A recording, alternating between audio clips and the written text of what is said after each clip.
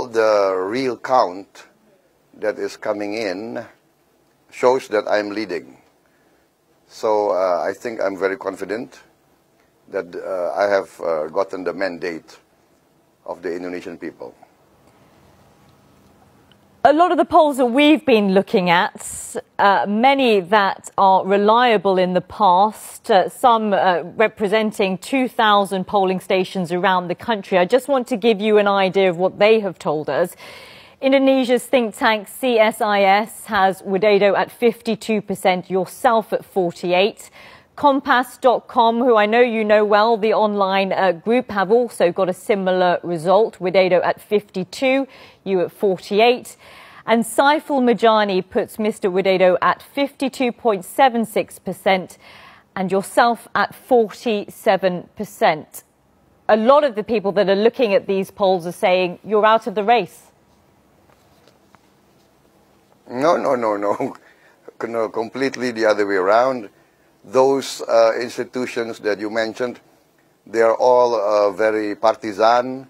They have openly supported Joko Widodo for the last maybe 1 year, and they're actually part of the Joko Widodo campaign supporters. So they are not objective, completely not objective. And I think they are part of this grand design to manipulate perception. So let us rely on the legal institutions of Indonesia. There is a General Election Commission. There is a process of counting, real counting coming in. We have witnesses in every voting station. And we have voting certificates of the witnesses, which have all the required signatures. So let us go through the due process of counting, verification, and let the General Election Commission decide. Absolutely, that is my position. You are completely. Yes. You're completely correct to say that we should, of course, wait till the official results come out in 10 days' time. 1 moment. Let me just ask you, though, why you're so sure that you think you will win. Excuse me. No, excuse me. Can I finish? All the surveying companies that you mentioned, they are commercial companies. And I can bring you 16 survey companies that put me ahead. So I think that's not really fair to use those 3 or 4 companies as reference points. Let's talk about your style of politics compared to your rival, Joko Widodo, who is seen as a man of the people, appealing to the well-off people in Indonesia. He seems to have done particularly well in addressing the voter community that you've not been able to approach. Many saying that your politics are traditional and conservative to establishment. Do you think that will cost you votes in this election? No. That's a perception that the other side has concocted. It's a complete concoction. I think my rival is a product of PR campaign. Completely the other side. He is actually a tool of the oligarchs, and I don't think that's the correct picture. He's not a man of the people. He claims to be humble, but that's just an act. In my opinion, that's just an act. He does, though, have a clean reputation, and his campaign has not been plagued, unlike yours. Unlike yours, by allegations of human rights abuses committed under the Suharto regime. And if I can just remind our viewers, the unit that you commanded in 1998, accused of kidnapping, torturing and killing activists who protested at the time against Suharto. How do you think you can now be seen as a reputable, clean politician who can lead a country when you think about the results in 10 days' time? You know, you know, every time I get a lot of support in the polls, all these accusations, innuendos, defamation of character comes up. This is my third general election. I'm now leading the third largest party of the fourth largest country in the world. Indonesia is the fourth largest country in the world. We are 250 million people. We are the size of Europe. And I'm leading the third largest party. And now I'm leading a coalition which represent nearly 2/3 of Indonesian voters.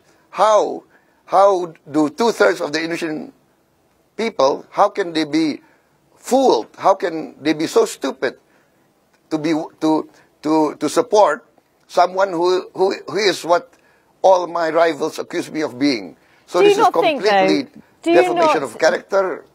Do you not think, though, it is about time that you unequivocally address what happened and these allegations directly? Oh, I have. Many, many, many times. On record, on tape, on, I think anybody, any foreign press who interview me, they will always ask me about human rights allegations. You know, this is the story for the last 16 years. But it keeps coming up. With all due respect, it keeps coming up year after year. How are you going to be able to put that away from where you stand today? Well, it keeps coming up. It keeps coming up by my enemies, by my rivals. It's part of the game of politics. Is it not time to put an end to it and actually answer the questions that are being leveled at you about these allegations? I have answered many, many times on record. On record, I'm a free man. I've never been indicted of anything. This is just a political campaign to destroy me because they do not like what I stand for. I stand for a clean Indonesia. I stand for justice for my people. I stand for a fair deal for the Indonesian people. They have always been lied to. They have always been considered stupid. Indonesians are considered stupid, lazy people. This is the old-time colonialist perception that they want to pin on the Indonesian people. Okay, well, when the results are announced, the big oligarchs can take all the money and I beg pardon? I beg your pardon? Apologies for interrupting. When the results are announced on July the 21st and July the 22nd, if they show that your rival, Joko Widodo, has won, will you graciously accept that as the will of the Indonesian people? That is part of democracy. If he is certified winning fairly, of course I will concede. But I'm very confident all the real count coming in shows I'm leading. And as of yesterday, with 60% of the real count coming in, I am leading. So I'm very confident we are the ones who got the mandate. What will your message be to your supporters? Because there are a growing number of concerns regarding perhaps protests on the streets or even violence should the result not go your way. I mean, what is your message to them now? Do you know that one of the television stations that supported me, they have been attacked, in 2 of their stations have been attacked, vandalized. Do you know that one of the polling company that predicted that I won, they were attacked last night by a Molotov bomb? So where does the violence come from? Where does the intimidation come from? What is your message, though, to your supporters? I've gotten reports from my supporters that they have been intimidated, they have been attacked in many, many parts of Indonesia. So my message is, I have said that on record, you can check. Always, I've said many times, keep calm, be cool. Our rivals are our brothers and they are not enemies. All my speeches and not one speech from my rival saying the same thing. Not one.